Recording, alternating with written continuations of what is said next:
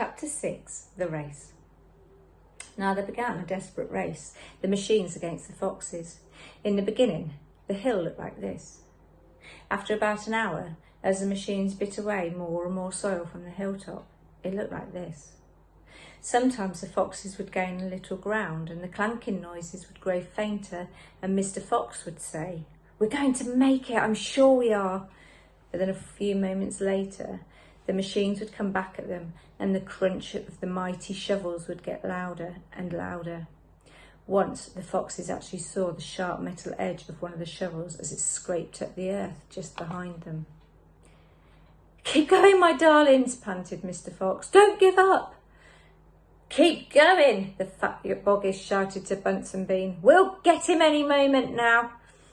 "Have you got sight of him yet?" Bean called back. "Not yet," shouted Boggis, "but I think you're close." "I'll pick him up with my bucket," shouted Bunce. "I'll chop him to pieces." But by lunchtime, the machines were still at it, and so were the poor foxes. The hill now looked like this. The farmers didn't stop for lunch. They were too keen to finish the job. "Hey there, Mr. Fox," yelled Bunce, leaning out of his tractor window.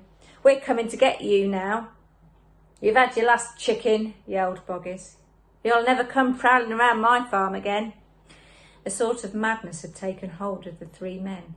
The tall, skinny Bean and dwarfish, pot-bellied Bunce were driving their machines like maniacs, racing the motors and making the shovels dig at a terrific speed.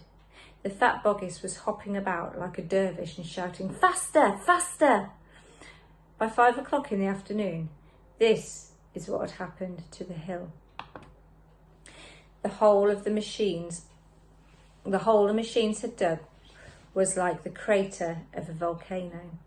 It was such an extraordinary sight that crowds of people came rushing out from the surrounding villages to have a look. They stood on the edge of the crater and stared down at Boggis and Bunce and Bean. "Hey there, Boggis, what's going on?" "We're after a fox." "You must be mad."